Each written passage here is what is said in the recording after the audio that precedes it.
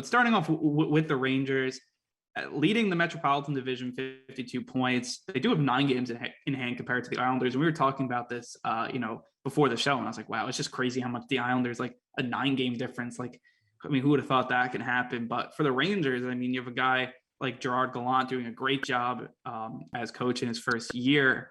And Sam, look, you're the hockey expert. I'm defer to you. This team, I think it's been a surprise for Rangers fans. They look, for them to be number 1 right now in their division. Obviously, that's huge for them. A lot of young talent there. Mm-hmm. And now we'll see if, they can keep it up here in the second half. Yeah, 100%. I mean, I think, like you said, hockey expert is a bit of a generous term, but I thank you. Yeah. But yeah, I mean, it has been quite a season to be a Rangers fan. I mean, watching them come this far, being number 1 in the Metro on top of such powerful teams like the Capitals, like the Canes, which have just been so dominant this entire season and even the preseason. And I mean, like you said, I think a lot of it helps because they have such a talented young roster. I mean, Adam Fox, namely, who, I mean, you can't fault the guy. He's great. Norris Trophy winner from last year, Norris Trophy contender for this year. I mean, he has the possibility to win it twice in a row. Should he? That's another question. But he's fantastic. I mean, you have people like Igor Shesterkin making a crazy headway this year. I think he is, in my eyes, well, not even in my eyes, he is, full stop, the reason the Rangers are doing as well as they are this year. I think he is on fire. And they have a great backup goalie too. I mean, Georgiev, when Shesterkin was out, I think that Georgiev did a great job in net. And I think that's what's been keeping them afloat, is that their roster has so much depth, that they've had sicknesses, they've had injuries. Artemi Panarin was out for a while because he was injured, he was sick. But they have the depth in this roster to keep going, which a lot of teams don't. And I think that's what really sets them apart. Listen, as a Rangers fan, I mean, talk about just flipping last year on its head. And I thought that, last year was a year where even if you didn't have crazy expectations for the Rangers, that they underperformed. And I get it. It's a competitive Metropolitan, but this was a Rangers team that had the expectations of kind of being a playoff contender, and then to see him burst on the scene this year and just be, I mean, just kind of absolutely dominating. I think you love seeing guys like Kreider finally step up, and he's just absolutely owning the box. I mean, he's so good at deflections that it's like, it's almost automatic. You feel like Zibanejad's getting back to what he was a few years before he had that fall off last year, where, I mean, there were stretches last year where you went, is this even the same guy? And we were concerned about Zibanejad. So I have him kind of come back. Fox just eating minutes. Shesterkin for me, there was that one year where we had Lundqvist, Georgiev, and Shesterkin really showed promise. But this is the leap I think Rangers fans all hope that he could take. I mean, just coming back from the restricted list and having a shutout against the Sharks has kind of just been what his season's been like. Like, he's just been insane. So as a Rangers fan, I'm absolutely thrilled to see them play this way. And I think that, I don't know if they can finish at the top of this Metropolitan division, because again, it is so competitive. But the fact that they've been able to do this well, I think gives me hope for a potential playoff run. Exactly. I mean, who knows if this team will stay atop. I mean, even if they don't, it's not like, if they still make the playoffs. Hockey's such a crazy sport where if you just get into the dance, you don't know what could happen. If you're, Islanders fans, they can kind of attest to that over the last few years. But it just feels like this team, I mean, there's so much just young star level talent on this team. And, if you're a Rangers fan, it's a lot of fun to watch. I mean, you get to see kind of everything reap the benefits over the last few years, or maybe they haven't been so good. But, to me, I think this team is, if they can keep it up, I think give it to Gallant. I mean, he's done a great job. I mean, you talk about Lou, how like last year was supposed to be their year. It doesn't, comes a year later. So maybe a little bit out of surprise, but that must be the not common denominator is the coach. So again, credit to him for being able to, rally this group, a lot. And then the goalie play has been great. And that's going to help you win playoff games. It's definitely going to help you down the stretch. I mean, we'll just see if they can do it in a packed division. 100%. Like you said, I mean, this division is stacked. As I said, I personally, like you said, don't know if they can finish on top of the division, but I give them a solid chance at the cup. Honestly, I really do. I think that they're the kind of team that has the fight, the grit, to use a word that Lou used earlier. I think that they're the kind of team that wants it. so badly. And in hockey, that makes all the difference. Momentum makes all the difference too. And right now, they're kind of on fire. I mean, they're coming off of the win over San Jose, where in that road trip they did split between win-loss, but can't win them all. But I think that like they're making additions to the roster that are helpful, with like Braden Schneider coming in, scoring his first NHL goal in his first NHL game in San Jose. I mean, that's exciting for him. It's exciting for the team. I don't know.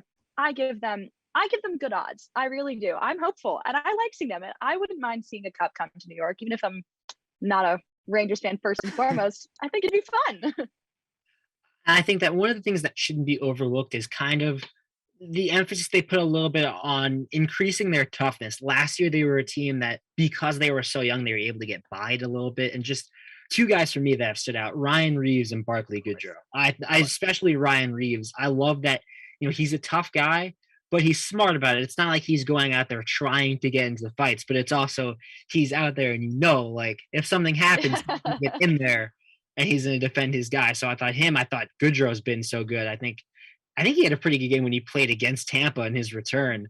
I think he even scored a goal there, but I thought that, those two guys who aren't necessarily young guys, adding a couple of veteran pieces like that has made a lot of difference, especially, depth. Like, they've lost guys, whether it's to injury, whether there have been COVID spells where you've had to go without big guys. There have been games where we haven't had Panarin, who is a big part of our team, one of our best scorers. So to have that depth and to have guys like Kreider stepping up and adding to their goal scoring, and I think Kreider is third in goal scoring right now, or fourth, 23 goals, something like that.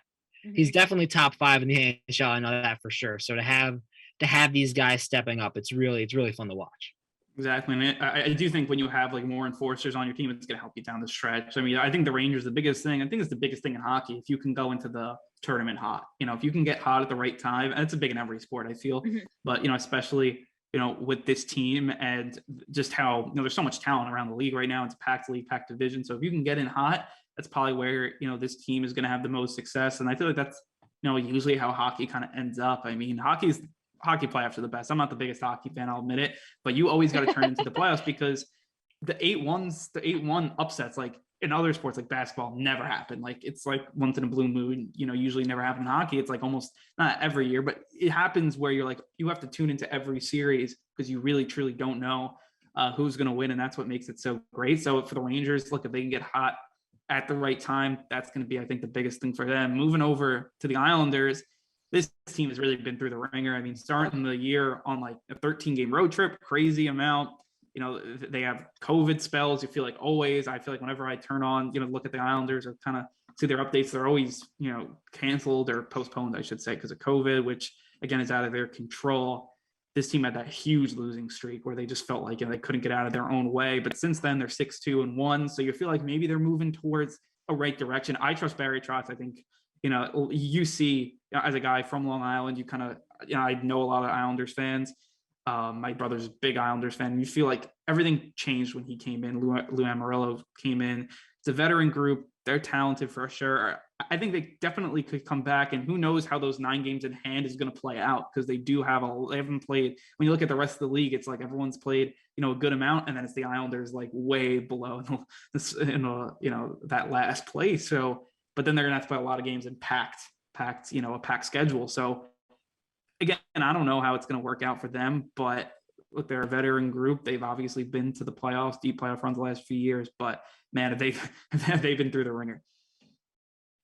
Yeah, you said it. They've had a tough year, and like I'm not an Islanders fan, but I can't help but feel bad for them. Like, yeah. I just feel so terrible that they've had the year that they have. They do have some talented players on their roster. I mean, they've got Adam Pelech, they've got Matt Barzal. Like, they have these big names in hockey. They have Zach Parise. Like, they have these big names that people know, people love, high scorers, but they've just gone through such a terrible, terrible year.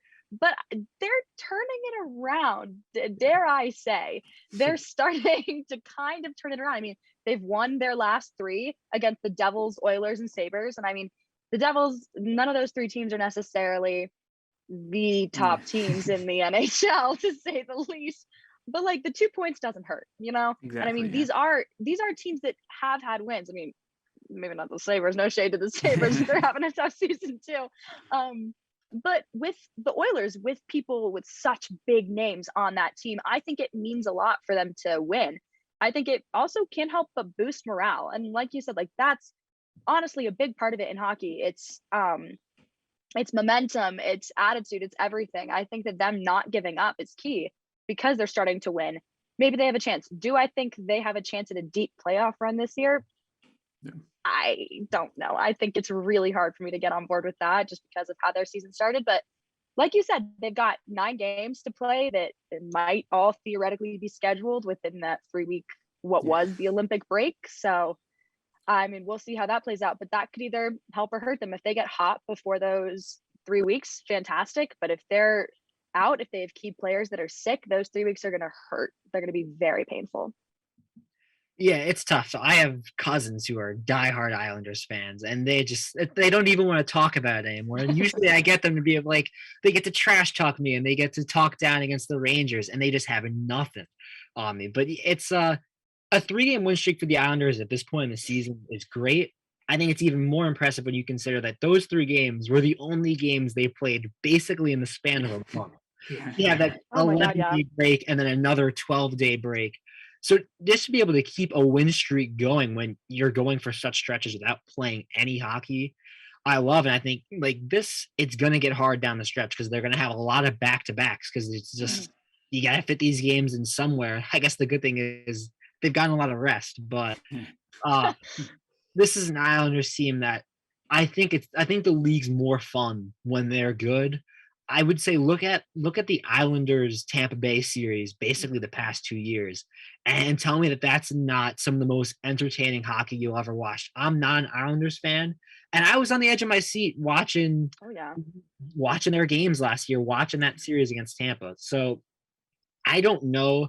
I really don't think they can get a top 3 division spot in the Metropolitan just the way the Metropolitan is. I think it's one of the best divisions in hockey, if it's not the best, but maybe an outside chance that they go on the run and maybe get one of those 2 wild card spots. I just for their sake, I kind of hope that they're able to keep the win streak going. I think they play the Caps today at 2, so I think it's a good test. They're not necessarily the best team in the Metropolitan, but definitely a good team that I think it's a good benchmark to see where the Islanders are. Because again, they've played some weak opponents, so it's easy to look at that and say, congrats, you've won those games. But if you beat the Caps, I think I feel a little bit better. For sure. And the 2 things I want to say, first of all, about the Sabres, I think the last time they were relevant was like with Ryan Miller. I was a big Ryan Miller. I remember he had the whole thing with the USA team. I remember when he just went on an insane run. That was when I love Olympic hockey. So that's like one thing I think is so fun. So I remember when that was like probably the last time I had a Ryan Miller shirt, Sabres shirt. But like that was like he was one of my favorite players. And the second thing about the Islanders, it just felt like last year was their year where they were going to make the run. It was such a fun run. You had the whole thing with like the Saints and how one of the coaches called them like the Saints, and they made all the merch about it. That was a lot of fun. And then they were within 1 goal of the Lightning all series, going tit for tat with them. And you think, if Anders leaves there, who knows? Who knows what happens in that? And I think they would have went on to win the finals. So again, I think that and win the cup. So again, that just stinks for them. And you feel like that's their year. And that happens in sports where you feel like, oh, this is the team's year, and they just can't pull through. And another team like the Lightning or better team ends up taking it from them. And even though the Islanders have the momentum, just ends up not working out. But again, we'll see. Maybe they'll surprise people, make a run in the playoffs. But yeah, I agree. I feel like last year was their year.